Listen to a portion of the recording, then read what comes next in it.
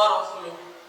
Yang pertama-tama, yang paling utama, marilah kita panjatkan puja dan puji syukur kita kehadirat Allah Subhanahu wa taala, yang mana pada hari ini kita masih diberi kesehatan, kesempatan, kelapangan waktu untuk dapat melakukan acara yang kita nantikan ini. Salawat beriringkan salam, marilah kita hadiahkan kepada putra padang pasir yang tak pernah kikir walaupun umatnya masih banyak yang kafir, yang telah membawa kita dari zaman kegelapan menuju zaman yang terang benderang. Ialah baginda Nabi Muhammad sallallahu alaihi wasallam. Mudah-mudahan dengan memperbanyak salawat kita mendapatkan syafaatnya di yaumil akhir kelak. Amin amin ya rabbal alamin. Yang saya hormati para alim ulama, dewan juri yang dimuliakan oleh Allah Subhanahu wa taala. Yang saya hormati dewan hakim yang berbahagia, segenap hadirin teman-teman para peserta lomba yang dimuliakan oleh Allah Subhanahu wa taala.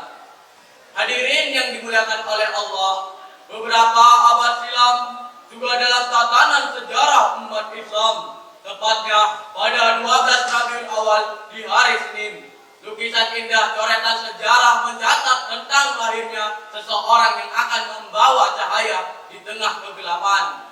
Seorang manusia spesial yang akan mengemban misi penting dari Yang Maha Rahman.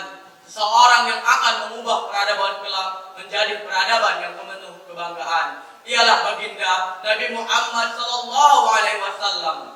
Refleksi konstruksi sejarah tersebut menggambarkan jelas bahwa misi terpenting Nabi Muhammad adalah membawa perubahan dengan revolusi mental umat yang berperadaban menjadi manusia yang penuh kesantunan, dengan menerapkan metode perbaikan moral, perbaikan perilaku, dan perbaikan akhlak. Untuk itu, izinkanlah kami menyampaikan syarat Al-Quran yang berjudul Meneladani Akhlak Nabi Muhammad sallallahu alaihi wasallam dalam sikap rendah hati, dengan landasan Al-Quran surah Al-Furqan surah ke-25 ayat 63. A'udzu billahi minasy syaithanir rajim. Bismillahirrahmanirrahim. Wa ibadur rahmanil ladzina yamshuna 'alal ardh hawnan wa idza khatabahumul jahiluna qalu salama. Aku berlindung kepada Allah dari godaan setan yang terkutuk dengan menyebut nama Allah yang Maha Pengasih lagi Maha Penyayang. Adapun hamba-hamba Tuhan yang Maha Pengasih itu adalah orang-orang yang berjalan di bumi dengan rendah hati. Dan apabila orang-orang bodoh menyapa mereka dengan kata-kata yang menghina, mereka mengucapkan salam.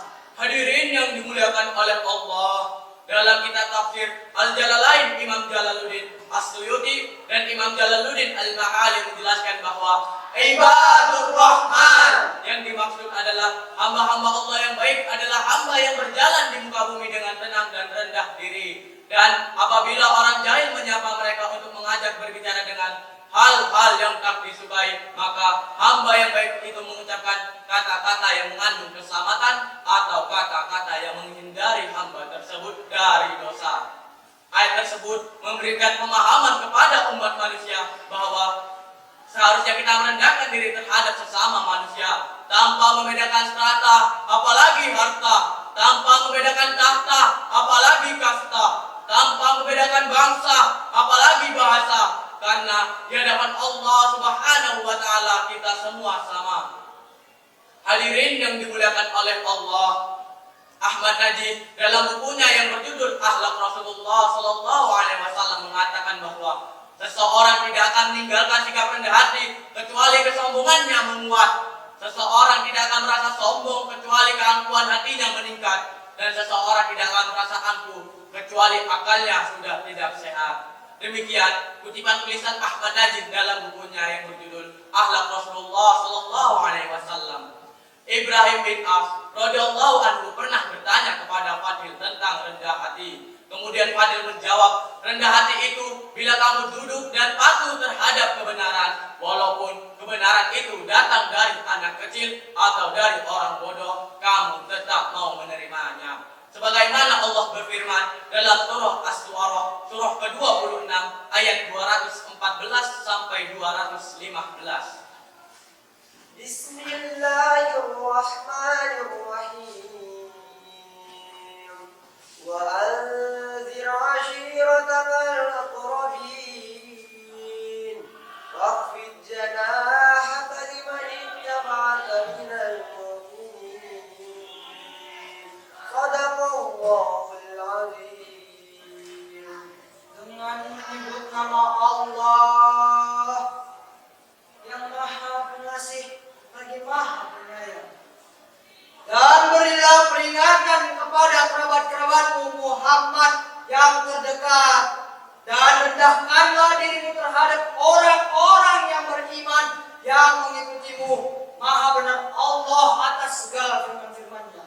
Dalam ayat tersebut Allah menjelaskan bahwa seharusnya kita merendahkan diri kepada orang lain sebagaimana Nabi Muhammad melakukan dakwanya dalam proses dakwah beliau, sehingga dapat melakukan perubahan drastis dari masa kelam menuju masa yang penuh kejayaan, terlebih khususnya untuk orang-orang yang beriman. Untuk itu dapat kita tarik kesimpulan bahwa yang pertama, merendahkan diri dapat menjadi renungan yang kemudian melahirkan kesadaran bagi kita semua. Yang kedua, menerapkan sebagian kepribadian Nabi yang mulia ke dalam kehidupan. Yang ketiga, merendahkan diri dan menebar kebaikan tanpa memandang perbedaan. Itulah yang dapat kami sampaikan. Kurang lebihnya kami mohon maaf. Kami akhiri dengan ucapan Billahi taufiq wal hidayah. Assalamualaikum